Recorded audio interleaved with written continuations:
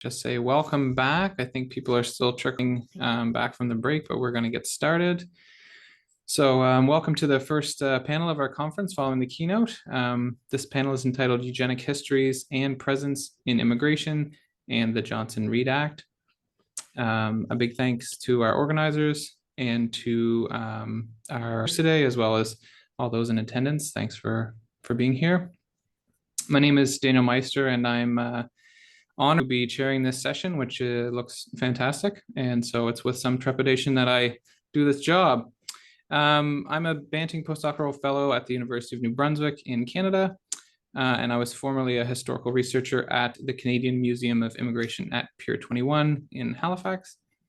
I'm also the Atlantic coordinator for CRASH, the Canada Region Anti-Eugenics Scholarship Hub. And my own research examines the intertwined histories and politics of race, whiteness, immigration, and multiculturalism in Canada. And being a Canadian and a Canadianist, I'm particularly looking forward to learning more about the comparative and transnational aspects of these topics throughout this conference, not just Canada and the United States, but also, as this panel delves into Italy and other countries as well. So without further ado, I'd actually like to just jump right in and introduce our first speaker, which is Lauren Braun-Stromfels, who is an associate professor of history at Cedar Crest College in Allentown, Pennsylvania, and the author of Partners in Peacekeeping: How Italy Shaped U.S. Immigration Policy Over 10 Pivotal Years, 1891 to 1901, which was published by the University of Georgia Press in 2023.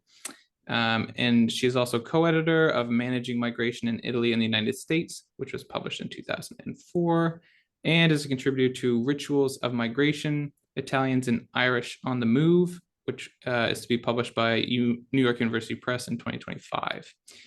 Her work has appeared in Labor and most recently the Journal of American Ethnic History, and she's currently writing her next book entitled The Forgotten Solution to America's Immigration Problem: Italians, Distribution Policy, and the South in the Progressive Era, which is under contract with the University of North Carolina Press.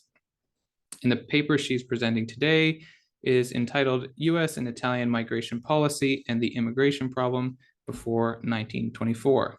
So over to you, Lauren. Thank you. Hi, everyone. I am currently in Rome right now, I hope that the street noise isn't going to be too much of a bother. I close the window, then it gets very hot in here. So I'll just mention that, but if it's really torturous, I'll try to make an adjustment. So I wanted to, I'm going to kind of take a loose approach. This is not a formal presentation, but I wanted to take kind of the first little bit of our conversation today to introduce the idea of the immigration problem. And when I use that phrase, it was the language that was used very widely in the press in the progressive era at the turn of the 20th century, both in the United States and in Italy. And actually, I'd be curious to hear from our panelists and attendees who study other nations in the world, what they're seeing in the rhetoric of their domestic presses regarding immigration. But that phrase, immigration problem, really crystallizes in the first decade, really by the middle of the first decade of the 20th century. And in the United States in particular, when the phrase immigration problem was discussed publicly, whether it was in progressive era journals and magazines that were kind of the formative literature of the new field of social work, or whether that language was used in policy discourses, so by members of Congress, newspapers, or people who were hoping to lobby Congress, like the Immigration Restriction League.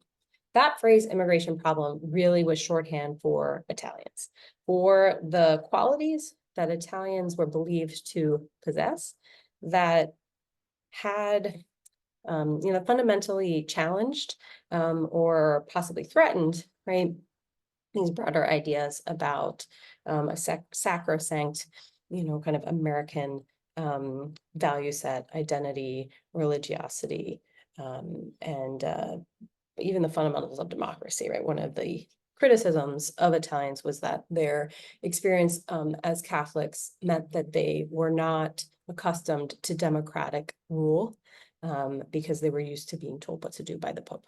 So some of this language, right, becomes really influential in the early 20th century. But one of the things that we also see is that the formation of this immigration problem, which is really construed, right, as a thing for the receiving country, even the phrase, immigration, right, it's like that it's a receiving country problem. It's really much broader than that. And so when we started to, when I was invited to participate in this panel, I started to think about, well, what I could bring to the table. And really that's what I hope is a broader understanding of there goes the Motorini, a broader understanding of the historical precedents and the context for the application of eugenics, right, in immigration policy later on in the century. So I wanted to show a slide. So what we hopefully are looking at is a political cartoon from 1891. So the migration of Italians to the United States begins to increase dramatically in the early to mid 1890s and really builds in intensity from 1896 until it peaks numerically in fiscal year 1906, 1907, so June to June of those 2 years. And in that decade, Italians become the largest ethnic group, the largest foreign-born group in the United States at that time, and they remain so for about 20 years. So what we're looking at here, right, is a cartoon with the title Where the Blame Lies. So of course, it's not subtle. And one of the things about this cartoon in particular that I want to bring to your attention is the way in which the arrivals to the United States are depicted. So a lot of the way in which Grant Hamilton, who was a prolific political cartoonist in this period, the way he's drawn migrants, has some characteristics, some qualities that are not unfamiliar to, to really any period in world history in terms of kind of undesirable, the way undesirable or unwanted people have been depicted. In particular, right, we see though that some of, that this is an entirely male population that's not accurate to the time period, but the emphasis, right, is on these, kind of swarthy, dangerous men who are arriving in a massive horde that is uncontainable, uncontrollable. The scene that we see here as well is some of it's a little familiar, right? If you see the Statue of Liberty kind of in the middle of the background, and then on the right, we have the Castle Garden Immigration Station. So before January 1st, 1892, arrivals to New York would land at the base of Manhattan Island. And that was one of the problems as well, right? That there wasn't enough physical distance to judge who should and shouldn't be accepted into the country. So in the cartoon here, describing, right, what the problem is in 1891, we've got Uncle Sam, the figure on the left, and then the figure on the right, the kind of the magazine was called Judge. This is sort of the voice of the magazine here. And he's, of course, extending his arm, pointing out to the people in the crowd. And you can see, again, if you look closely, like at their facial characteristics. One of the things, unfortunately, you can't see so easily from this version of the cartoon, but I can point out to your attention is that each person has something written on him that the cartoonist has added. So it says things like Italian convict, or Italian brigand. I think it has anarchists in the crowd. It has paupers in the crowd. It has German anarchists also are depicted in this, in this massive undesirable people that are, again, just flowing into New York, really almost kind of taking over, right, visually the screen.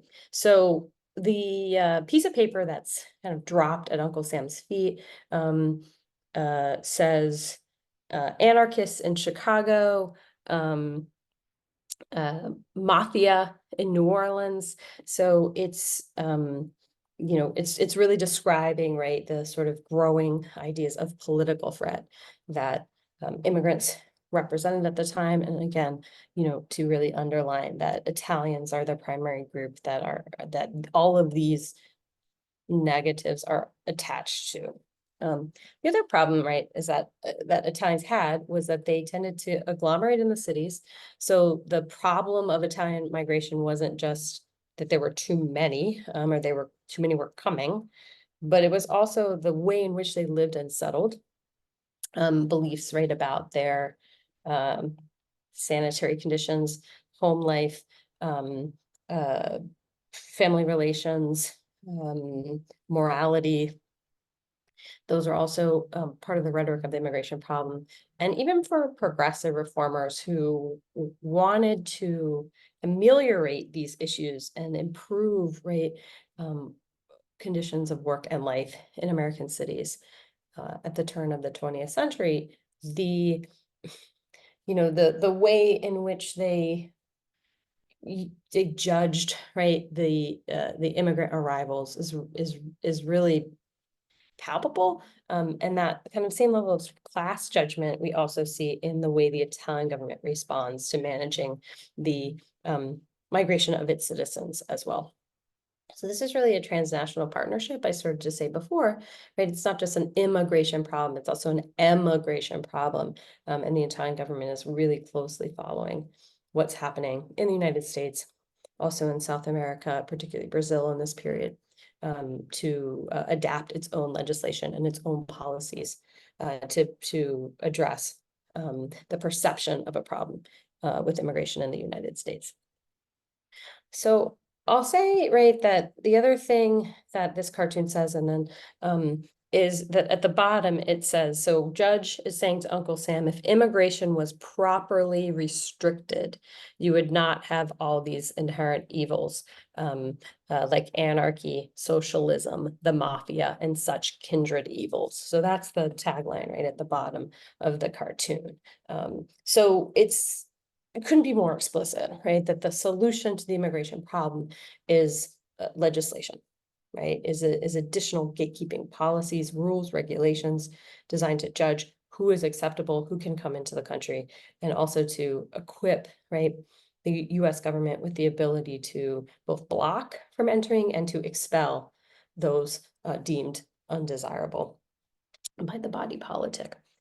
So those are some of the things that we're seeing happening right in that period. So I'm gonna show one more slide and then I'll probably try to wrap up. This is like what you're not supposed to do on a slide, right? Put so much information. But I also wanted to kind of try to historicize some of what's going to be talked about later on.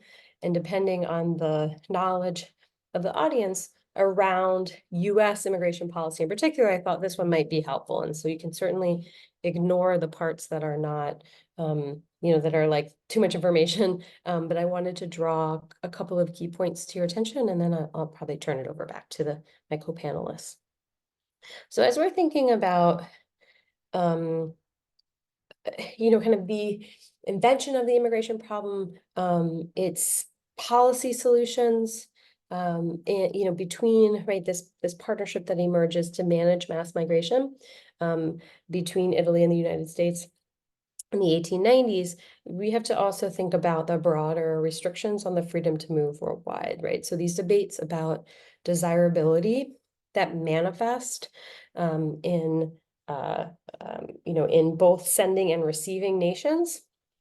In this era of mass mobility around the world, we can see certain key points in that history that shape the responses to come, right? That kind of set these precedents. I think sociologists call it path dependency. But once we're kind of on that policy pathway, on that responsive pathway, we've just doubled down and increased more and more, right? The tools of gatekeeping. So the key, right, particularly for not just for US history, I'm thinking also kind of about the larger sort of Anglo world, so Australia, South Africa, the United States. We see Chinese exclusion, right, as the first tool that's used in the law, right, to identify those a population though, but particularly undesirable qualities. So in this case, right, it has a lot to do with labor competition on the West Coast, which entirely is the cause, right, or the kind of initial impetus of the Chinese Exclusion Act in 1882, I'm sorry. So, but the other thing that happens in 1882 is the inclusion of a clause that's really important when we think about, you know, an immigration problem, and that is the likely to become a public charge clause, or what we call the LPC clause. So these tools, right, were really used as a way for bureaucrats, people who were at the border, to quickly decide who could and couldn't come in the country. And LPC was one of those tools that could be very flexibly applied. The town government saw this and were very, they found that very problematic. They pointed that out. They resisted these decisions, the arbitrariness of border control decisions. But the other thing that happens in this time period as well, right, that I think is really important for later debates and thinking about how 1924 is even put into place and enacted, is that these policies create a bureaucratic infrastructure, right, that requires more and more and more people, investment, in order to exercise border control, both of exit and of entry. So how am I doing on time? Unfortunately, we have to move on to the next panelist. Excellent. Yeah. So I will just wrap up then by saying that, you know, that really I would want maybe everyone in the audience to think just about how an immigration problem really as a social problem becomes connected with a larger history, right, of a supposedly scientific eugenic explanation, right, for the problems of immigration. And with that, Siren, I'll go. Thank you so much, Lauren, for the wonderful talk. And that's the difficulty of this format, is we just don't have enough time. We just, you know, just begin to get into a topic and we have to move on. But I'm hoping that will maybe lead to a good question and answer period at the end. So moving quickly along, our next panelist is Edward Larson, who is a Pulitzer Prize-winning historian and the author of 7 books, including one entitled Sex, Race, and Science, Eugenics in the Deep South, which was the first book to explore the theory and practice of eugenics in the American South. He's speaking with us today about the paper's entitled The Nativist Origins of the 1924 Immigration Act. So over to you. Hey, well, thank you very much. I have time right now at 9:13, so I guess my 10 minutes begin at this time. First, I want to thank Lauren. What I'm saying fits perfectly with what she's been saying. We're in total agreement.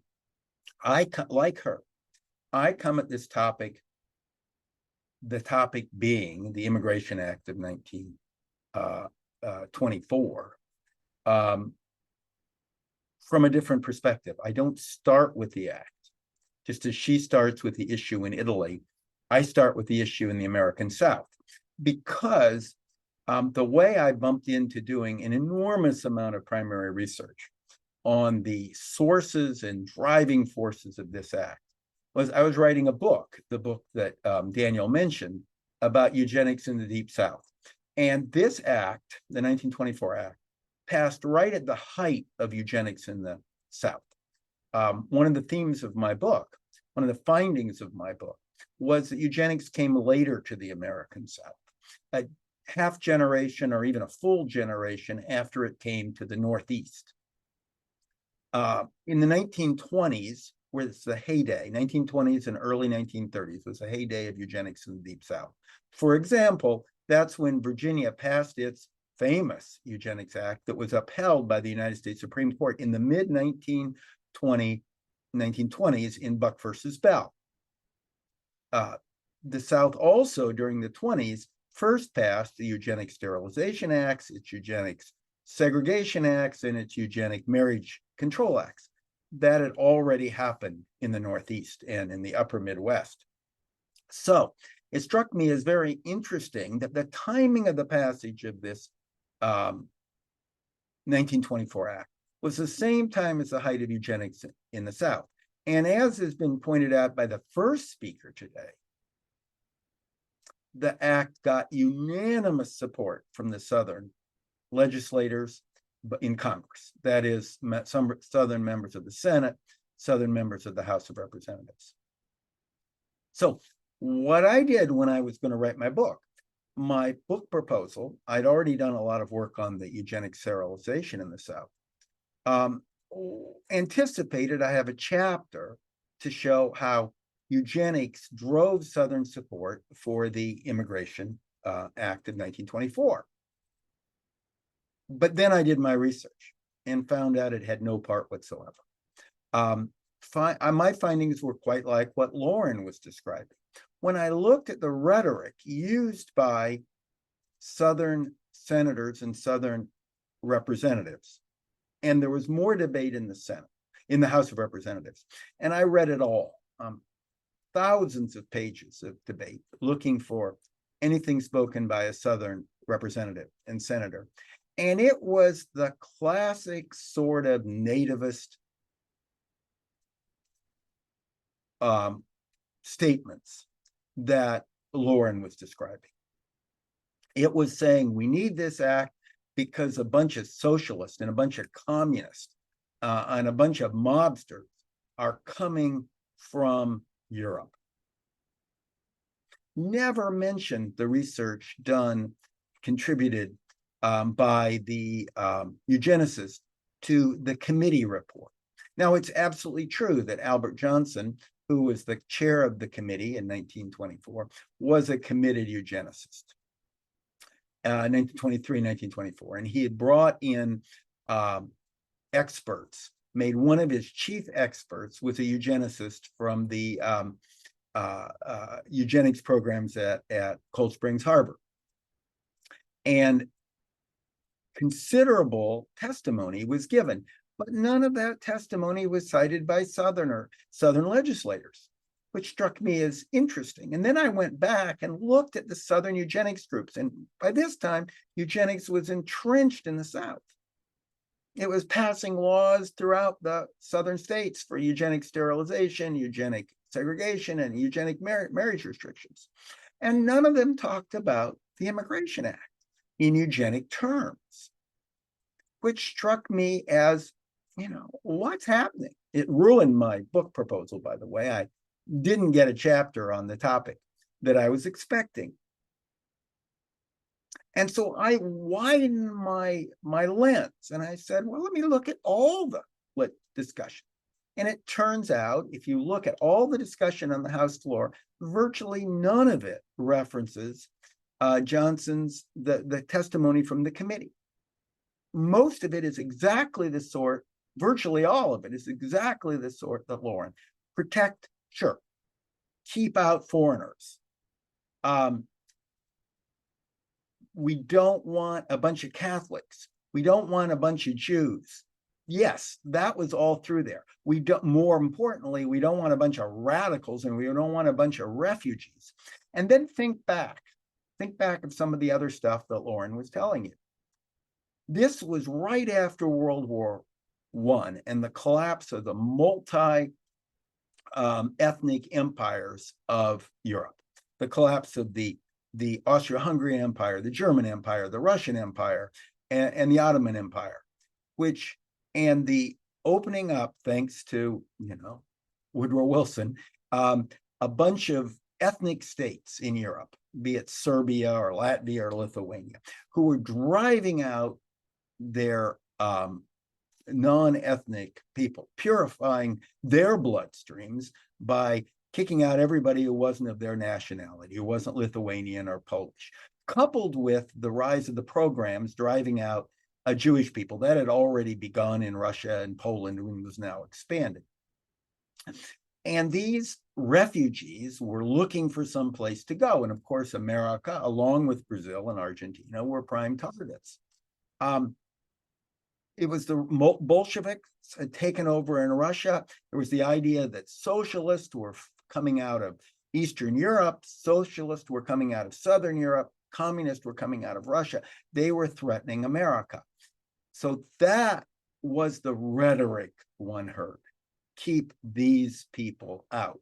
Now, that doesn't fit perfectly with a eugenics doctrine. The eugenics doctrine that was being promulgated in Johnson's committee by Laughlin and others was they were using the army testing to show that Irish were inferior, Italians were inferior, and we don't want those people here. Well, but that's not what the Act does. The Act limits people based on the number of immigrants already there. And that meant the Irish got a huge quota. The second largest. Only England got a higher quota, but no English people were leaving England. Italians also got a large quota, as did the Poles, because it used prior immigration. Now, already immigration in America had been limited, as Lauren said, limited to Europeans only. That doesn't go back that goes back much further than Lauren pointed out. The 1791 Immigration Act limited immigration to the United States to Europeans. And then, of course, the Chinese Exclusion Act, the Gentleman's Agreement on Japan, pre-existing situations with Mexico. The only immigration people worried about was European immigration. So the only thing the Act really applied to was European Act, because prior acts, there had already been the literacy requirement. So we're just talking about the limitations of Europeans. And it used, rather than, it used nativist arguments and limited by prior groups in, which didn't jive perfectly with the eugenic arguments, but it did jive with traditional nativist arguments. The Act was very similar to one that had been passed, but vetoed in the 1890s, and then the Act of 1921. And so what they could get through. And in the South, the big support came from the Ku Klux Klan, which was anti-Catholic and anti-Jewish, but it wasn't eugenically based because it was mostly poor white, and it was poor white that was the main target of Southern eugenics. So that was my introduction into the Immigration Act of 1924. And I thought eugenics being used as an excuse, as a justification on top of what was truly the nativist act that Lauren described. So thank you. Thanks very much, Ed, for a fascinating paper, which I see, dovetails with some of my own research. So I'm keen to talk later. But because we're crunched for time, we must quickly move along to our next panelist. So next up is Janet Ward, a scholar of Holocaust studies. She's the Brommer Presidential Professor of History and Faculty Fellow for Strategic Initiatives at the University of Oklahoma. She's immediate past president of the German Studies Association, and last year was an American Council on Education Fellow at Yale University, as well as a member of the American Council of Learned Societies, LENA, or Leadership Institute for a New Academy, which is a pilot initiative of the ACLS. And she's speaking to us today on the topic of eugenic and anti-eugenic activism at the border. So over to you, Janet. Thank you.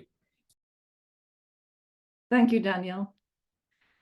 And thank you for this invitation to contribute to this wonderful symposium on A Century of Eugenics on Our Borders. For our panel today, I'll focus on eugenic and anti-eugenic activism at the border. I'll highlight just a couple of links between our eugenicist past, the era of the Johnson-Reed Immigration Act of 1924, and our increasingly eugenicist present. I'll illustrate this via a couple of slides that thankfully you've lined up, just to show two women, Genevieve Forbes and Lauren Southern, the latter as depicted in the recent documentary film White Noise, directed by Daniel Lombroso, a journalist for The Atlantic magazine. So for the image you see in front of you on Genevieve Forbes, let me just give you some context. In 1921, a young journalist named Genevieve Forbes testified before Congress. She had gone undercover as a non-literate immigrant girl from Ireland in order to expose the treatment by US officials on Ellis Island. Her newspaper, the Chicago Tribune, published the expose of her experiences in a series. In her congressional testimony, Genevieve Forbes consistently rebutted attempts by the US representatives interviewing her to trivialize her revelations about abuse, especially by the minor officials she noticed were essentially let loose upon the immigrants. And it's a very moving testimony by Forbes because she, as I say, consistently manages to control the narrative. Attempts to control her narrative are thoroughly rebutted by her. What we see here then is that the eugenicist mindsets of the time easily permitted these kinds of reactions by the congressman, condoning what Forbes personally experienced as indecent abuses, that's her word, especially of women and children, and especially during the medical examinations. Forbes's steadfast consistency in her testimony, revealing this dehumanization of the treatment of immigrants, did in fact result in the dismissal of the director of Ellis Island. But of course, it did nothing to change the eugenicist wave that resulted in the Immigration Act 3 years later. And we're now in a moment in time when we see, 100 years after the act, that the eugenicist mindset is being positioned again as a mainstream orthodoxy.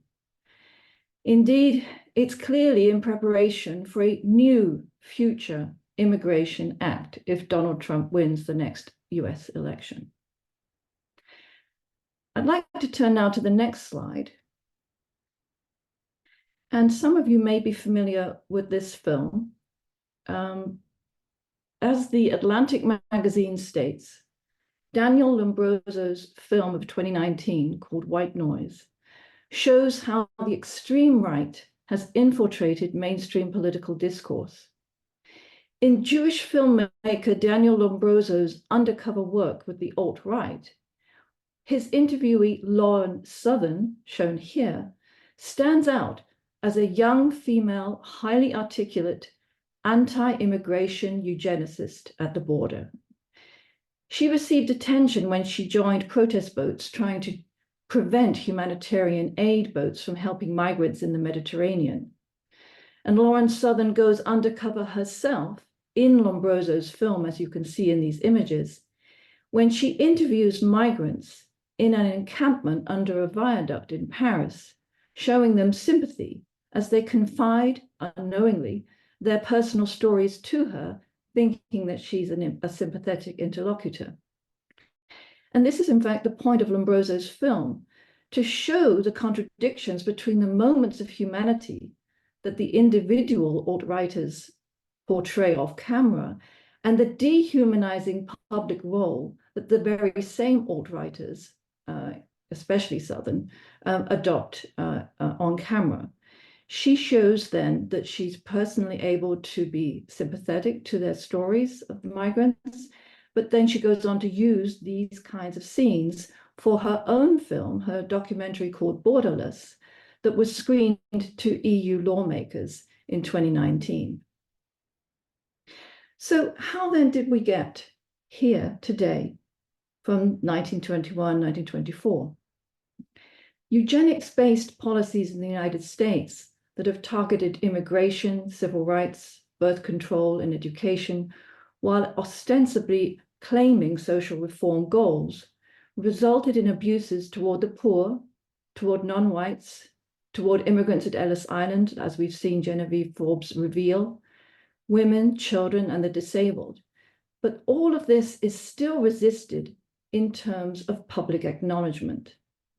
Most people do not want to see themselves, when they look back at the 20th century, in anything other than the Allies' good war narrative of World War II.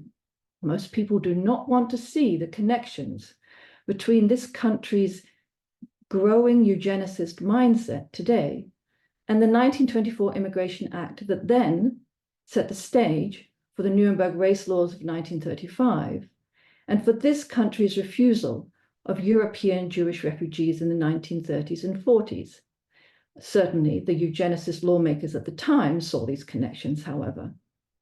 Significantly, we often cannot or will not see the urgency of understanding past eugenics within our own societies to better deal with this reemergence that we're now facing for our present time.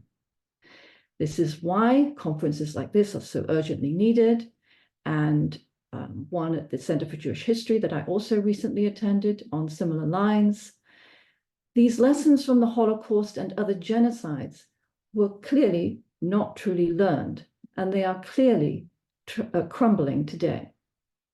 Our world is witnessing a sharp rise in hate crimes, racially motivated ones, white supremacy, and anti-immigration rhetoric is turning into mainstream ableist, gender-biased discourse. And so what can we do as teachers and scholars to deal with this situation?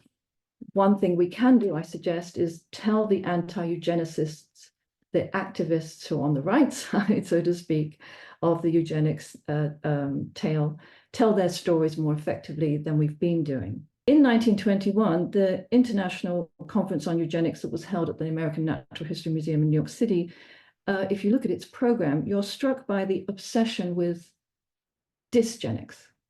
In other words, the emphasis on the fear of the badly born. In other words, I would put it to you today that the accurate history of our country is not an obsession so much with eugenics, but an obsession with dysgenics. This is the tale of attempted control. To distinguish intelligence from the developmentally challenged, to distinguish and separate the normal from the abnormal in terms of sexuality, to identify conformists from deviant behavior, to separate that out, to separate the citizen from the alien, and to clearly demarcate the accepted immigrants from unwanted aliens. The list goes on. This is our challenge, this is our job, and I hope that today and tomorrow's symposium can do justice to the urgency of this situation. Thank you. Thank you so much. Yeah, there's a lot to think about there, and one of the things that strikes me immediately is also the transnational nature of these alt-right networks, where Lauren Southern is a Canadian down there trying to do her work in the States, or at least formerly. So, and an irony in this age of harsh border control. Okay, so moving on to our final speaker, Michelle Cressfield is an assistant professor of African American history in the Africana Studies and Research Center at Cornell University. Her research and teaching focuses on Black and Indigenous histories, the history of science and medicine, and the history of racial formation and identity making in the 20th century United States. She's speaking to us today about bloodlines and borders, the contemporary legacies of the Johnson-Reed Act. So without further ado, over to you, Michelle. Awesome, thank you. I'm really pleased to be with everyone today. So I want to start by talking, bringing to light some rhetoric from Donald Trump that really discusses the biological threat posed by foreign nationals, as well as discourses that illustrate how he feels about his own biological composition. So Maria Elena spoke about the same quote earlier, but in September and December of 2023, Trump made a series of comments about the biological threat posed by immigrants, right? He talked about them as coming from mental institutions. He says we know they come from mental institutions. We know they come from insane asylums. We know they're terrorists. Nobody has ever seen anything like we're witnessing right now. It is a very sad thing for our country. It's poisoning the blood of our country. It's so bad, and people are coming in with disease. People are coming in with every possible thing that you can have. He would say a similar thing in December at a rally in New Hampshire, and that's the comment that got the most attention. His September 2023 comments were published largely on a conservative website called the National Post, but the 2023 sentiments drew swift rebuke from even fellow Republicans like Chris Christie and Senator Susan Collins, who dismissed the comments as deplorable, while the Biden campaign noted the comparisons between Trump's rhetoric and Hitler's use of blood poisoning in his 1926 work, Mein Kampf. For his part, Trump stressed that his rhetoric and zero racist intention and brushed off the Hitler comparison, claiming, quote, "They say that he said something about blood. He didn't say it the way I said it either, by the way." It's a very different kind of statement. What I'm saying when I talk about people coming into our country is they are destroying our country. If you have seen Trump on the news, you know that he often likes to speak, in addition to the biological threat posed by immigrants, also of his biological stock, right? He says, quote, "I have good genes. I have Ivy League education, smart guy, good genes. I have great genes," and all that stuff, which I'm a believer in, which he said to a crowd in 2016. He says in 2010, I think I was born with a drive for success. I'm a gene believer. Hey, when you connect two racehorses, you usually end up with a fast horse. And I really was, I had a good gene pool from the standpoint of that. So it should be noted that neither Trump's kind of ideas of genes nor his extolling of nativist sentiment is solely rhetorical, right? Even though he uses a lot of biological rhetoric and metaphor, but it becomes a benchmark of legislation of his presidency, right? From his crackdown on undocumented immigration, travel restrictions placed on Muslim majority nations, and cuts to US refugee admissions programs. For me, as a historian of science, whose work focuses on how the biological and social sciences inform racial meanings across the 20th and 21st century, I'm interested in Trump and his rhetoric because of what it might reveal for the enduring legacies of race and hereditarianism, which find their earliest expressions in the 19th century and were mobilized in perhaps their most potent sense during the eugenics movement of the late 19th and early 20th century. Still, a number of things stood out to me in this moment. First, the critiques of Trump's rhetoric pointed to his legacies of Germany's past of xenophobia and scientific racism, often to the exclusion of the US. Secondly, the way that nativist fears are articulated through a vocabulary that evokes ideas of health, blood, and biodeterminism, and their links to majority non-white nations, particularly Mexico, Africa, and Central America. Third, I was struck by the degree that Trump's Republican critics, even as they criticized his inflammatory rhetoric, described it as an almost foregone consequence of the US's immigration policy. Senator Mike Rounds noted that he disagreed with Trump's rhetoric while characterizing it as a type that occurs, quote, "when you don't have a border policy that works, and it just simply feeds that type of poor, unacceptable rhetoric." As I said, I'm a historian of science and I work a lot on the eugenics movement. And there are a couple of moves that my work really privileges and attempts to do. One is challenging and complicating the notion that eugenics should be dismissed as a pseudoscience, right? In actuality, many of the eugenicists of that time were first-rate scientists. It was taught as part of university curriculums. It was part of medical journals. It had a wide purchase. Part of what historians of science like myself try to do is to think about the ways in which scientific theories, research, and understandings are able to occupy a space of benign or apoliticalness in society as they're being utilized to create kind of political opportunities and realities for people. And so the eugenics movement is a really useful entree point into that, right? But even as my fellow panelists have underscored, even eugenics, particularly around the Johnson-Reed Act, has a very kind of peculiar relationship. I will say first and foremost, as we think about eugenics, yes, Ed talked about Harry Laughlin. We know about Madison Grant's The Passing of the Great Race, widely read by many who would vote for the act. But what is true of race science in the 1900s, at the time of the Johnson-Reed Act, is that race was largely thought to be hereditarian and it was taxonomical. One did not necessarily need to ascribe or identify with eugenics in order to hold the stance that there were certain traits that were prevalent in non-white populations or even white European populations from Southern Eastern Europe that were unassimilable because they were heritable. One of the things that characterizes the eugenicists, however, is their belief that these biological attributes cannot be overcome, right? So one could believe in hereditarian thinking in the 1920s and advocate, for example, an environmental intervention.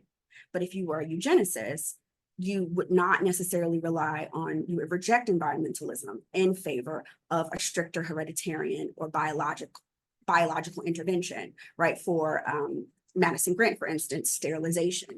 And we know a long history of the many eugenicists who supported sterilization as a kind of intervention to the dangerous germplasm of immigrants and other populations. So my work joins that of other race historians of race who are attempting to understand what race becomes after the genetic turn of the 1950s. So for the uninitiated, the genetic turn marks the moment in which through the emergent science of genetics, that race becomes redefined from typologies to a difference in gene frequencies observed across the populations, right? And one of the ways in which geneticists start to undermine the idea of race is by underscoring that actually genetic differences are actually very minute and account for a very small percentage of our genetic profiles. My work joins that of Reardon and Gannett and others who challenged the notion, however, that the genetic turn meant the abandonment of race. Wow, we really get to 3 minutes quick. I didn't have time.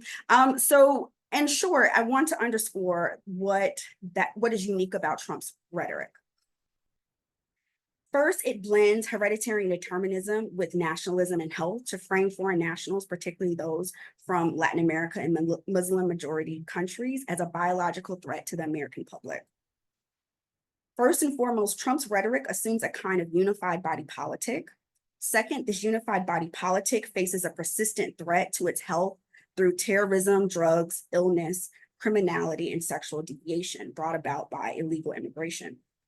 And there's quite a bit of debate surrounding the question of whether Trump's body politic is racially homogenous. For instance, he does sometimes speak of the ways in which Mexican immigrants pose a threat to African Americans.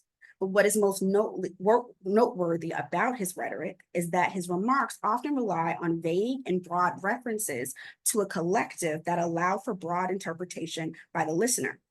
It would not be unreasonable to conclude that for at least a broad section of his supporters, Trump wants to protect and make America a great, and that America is implicitly and homogeneously white. So I want to move then to thinking about what race means in this moment, right? So we know that the genome is sequenced in 2003. We now are at a moment where we have a rise of genetic testing, ancestry testing, and that is being used by people all over the world in order to claim various genetic paths for themselves. And as we think about genetics, many proponents of genetics argue that it is a democratizing science, that it can help create kind of new collectivities, solidarities, and potentialities for people. This is what Paul Robinell refers to as biosociality. However, people like Kim Tolbear and others have rightfully questioned or also problematized the ways that these biosocialities might infringe upon or obscure other types of sovereignty or political projects, right? Notably, the prevalence, particularly of white Americans, to claim indigenous ancestry or past undermines the sovereign right of tribal nations to determine their own membership. Likewise, if we look at the British context, for example, a propensity to try to claim Viking ancestry or other kinds of quote unquote indigenous white ancestries helps to obscure Britain's colonial past of slavery. And it helps to, in the case of white nationalists, as Joan Donovan has illustrated, helps to reify the notion that whiteness is actually genetically vulnerable. And so that's where we enter, and that's where we are in our current moment. We can talk about biological determinism and hereditarianism without evoking race, because more often than not, ancestry is taking the place of race. And so what my work is trying to contend with in the current moment is the ways in which we can operate and evoke the kind of metaphors and the kind of intellectual, conceptual weight of race while thinking about ancestry, as ancestry itself is publicly positioned as a concept that geneticists use that's supposed to get us around race or past race. And so I'll end my comments there. That's wonderful. Thank you, Michelle. There's like so much to unpack there, and I really appreciate the way that you push us from thinking about genetics and eugenics rather more narrowly defined into this context of scientific racism and this persistence and prevalence of the idea of race.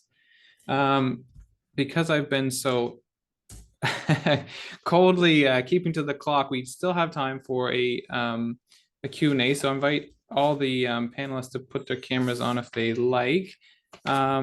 And we can take some questions from our audience members, or we can also, if some of you, the presenters, have seen interconnections with other papers on this panel that you'd like to address, that would be welcome too. I guess there is one question that we have already, so if you like, we can start there. Lauren, it was for you, and it's just asking about American responses to Italians between the 1890s and early 1900s, which this respondent maintains were not unitary. So in the South, they say Italians are portrayed in the press as highly desirable, frugal, dedicated workers who might solve the labor problem post-construction. So they're just asking you to speak about the kind of varied responses here. Just get you to, oh yeah, Let me make sure I'm unmuted. That's a great question. And actually, I wanted to use a little bit of an answer to tie into what Michelle was just talking about, and kind of complicate this discussion around race, especially when it had to do, when Italians were the subject of these discourses. So one of the things that I'll say is that the influence of the Lombrosian school, the early field of criminology, and Cesare Lombroso is an important element that I'm sure many of our panelists and members are aware of, right? Which initially was, this cranial science that was supposed to prove that people from the southern part of Italy were closer to Africans and therefore closer to criminality. This school of thought was completely discredited actually in Italy by the time it was picked up and adopted, discussed, and promoted as a verifiably scientific by American lawmakers. But coming kind of back to the specific question, the question is something that I've been thinking about a lot because it's the subject of my the recent article I just published in the Journal of American History, and it's the topic of the book that I'm currently researching right now. So one of the things I guess I'll say about this discourse, right, is that I think it shows us that that ideas, right, around Italians and race were malleable. They could be shifted based on what the elite, basically the elite white Southerners wanted and needed Italians to do for them. And in this case, it was really for Italians to help displace any growing power that Black farmers were starting to try to obtain in the South in the 1890s, and that Italians would be, good citizens, that was the phrase at the time, working their own farms, using methods that would kind of show the unreliability of Black labor. So it was definitely a racialized project in that discourse. Sometimes it was very explicit with these comparisons. Even, in like Alfred Holtstone, the economist, actually talking about this in early journals of economics. And presenting that as scientific research as well. But I'll say finally, just to open up time for my other panelists, the other panelists to join, is that these programs that promoted A Times for the South were direct resettlement programs. So there was, even within this debate, this discourse, and understanding, right, that only Italians who were brought directly from agricultural areas and sent directly to agricultural areas in the South were really desirable and wanted. People who had gone into the cities, into the North, were in some way kind of tainted by that process. And the Italian government was very invested in facilitating this, what was known as distribution policy. In fact, I was just reading about this in the archive this morning. The Italian government facilitates this as an approach, as a way to try to resist further U.S. immigration restriction, kind of, again, making Italians into good citizens and really promoting their ability to farm effectively and profitably, in the American South. So I'll say that and leave it there. Okay, great, thank you. There's another question that's come in just asking about how do we define eugenics or differentiate it from economic discrimination? And yeah, anyone is welcome to answer that directly, but I think it would actually be kind of convenient to take this question and think about it most broadly of like, how do we define eugenics? Is there value in trying to, identify that precisely, or instead of, looking at these other phenomenon? And, so some of you have addressed that directly, like Ed, you talked about, this kind of uneasy fit between, this is a eugenic program and then this is a nativist program, but just invite the other panelists to weigh in on this topic.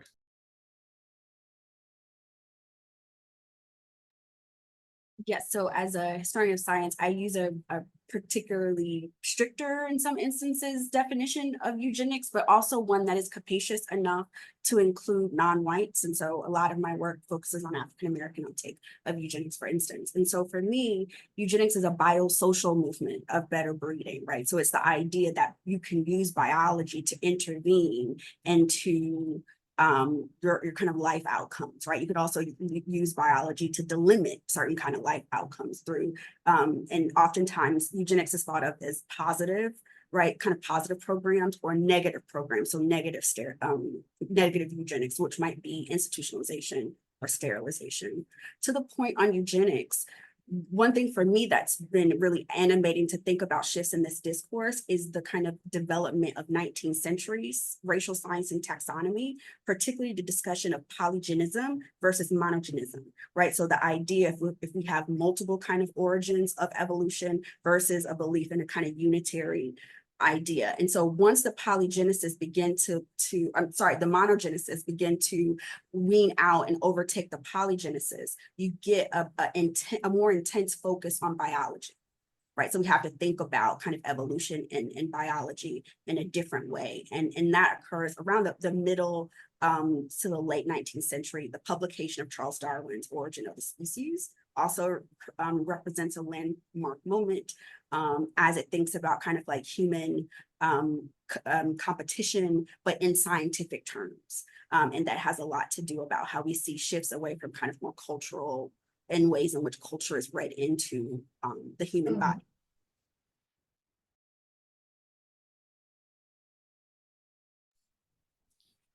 And that whole discussion about origin, single or multiple, was also very fraught because of the religious implications of that. And I was wondering, that's a topic that hasn't really come out yet, the role of religion both in the history and present. I was wondering if anyone, I don't know, Ed or someone wanted to address that question in relation to this topic. I can just add a few words to Michelle's comments.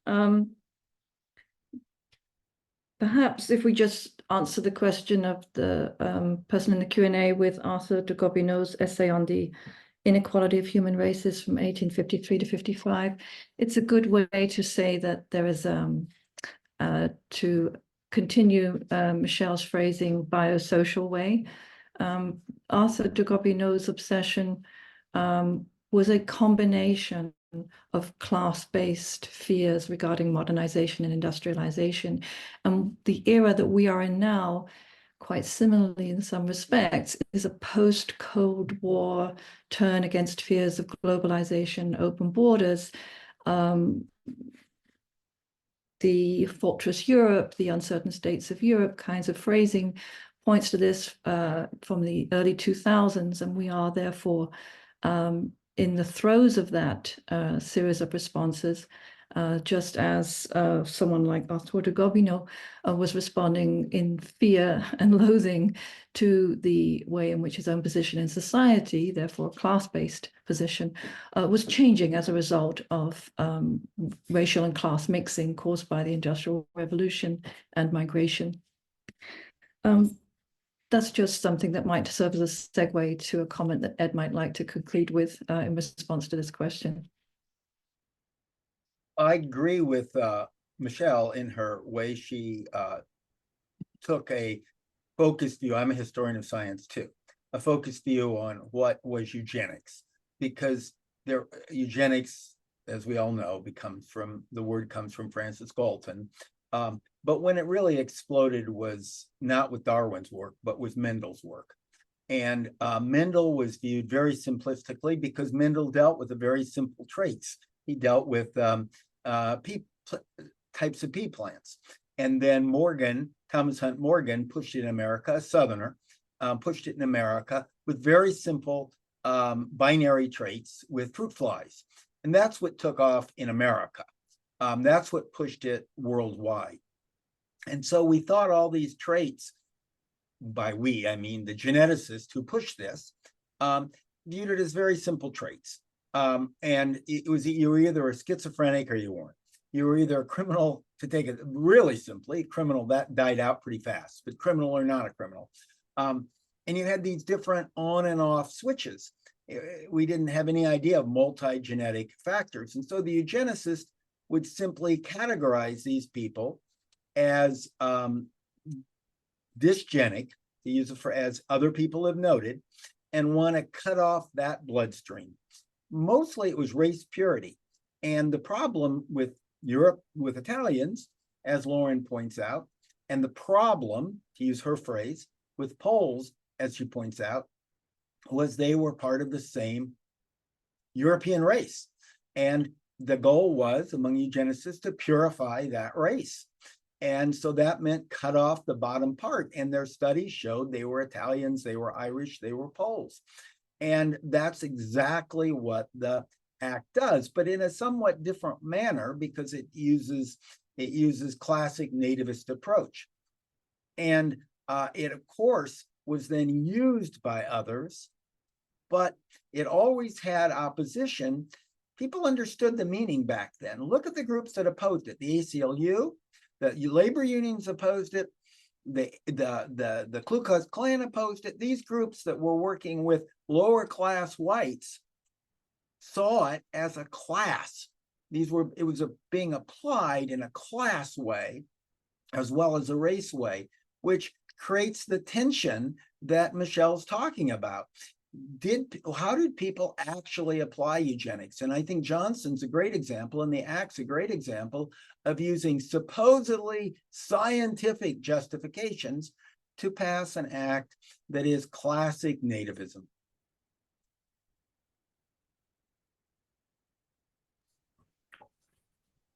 Yeah, we might have time just for one more question if one comes in, or if there's a last thought from any of our panelists. Well, as I indicated, what really interests me is what we can do in terms of the anti-eugenicist work that so many people involved in this symposium already practice, including yourself, Daniel. I am, for example, learning that each campus has an involvement, most likely, depending on when it was formed and grown by its professors. So if we take the anti-eugenicist collective at Yale, for example, we can see that the American Eugenic Society was founded essentially by Yale profs. And we can turn to the anti-eugenicist collective co-led by professors at Yale like Daniel Hosang, David Blythe, and others, to expose, with the work of their students and with local communities and local school teachers, the way in which the entire education system has been part of this, to reveal the roles of the Yale Institute of Psychology, the Yale Institute of Human Relations, the Yale Child Studies Center, the history of slavery at Yale, the list goes on. The way in which intelligence testing itself founded, as was already mentioned, the rubric for post-World War I immigration, and influenced, in fact, the committee behind the 1924 Immigration Restriction Act. I think there are these localized, contextualized ways in which we can, as scholars, involve our communities whom we teach and who we reach out to show that this is not a story from back then. It's embedded within the institutions that we respect and lean on today for furthering democracy. So that obligation we have as anti-eugenicists, I think, needs to be highlighted further. Thanks. I think that's a great note to end on, not just the work that we need to do in telling these histories and stories, but not just of what we are fighting against that continues into the present, but also the people in the past who are fighting against it, and not just, you know, taking away of we need to fight against these things, but also these are strategies. These are, you know, people that went before us trying to do the same sort of work. So that's great. Thank you, everyone. A huge thank you to all of our speakers. I just have a note from the organizers. So we are taking a short break now, and we'll be reconvening at 1:15 the hour. So with that, thank you again, everyone, and we will see you shortly.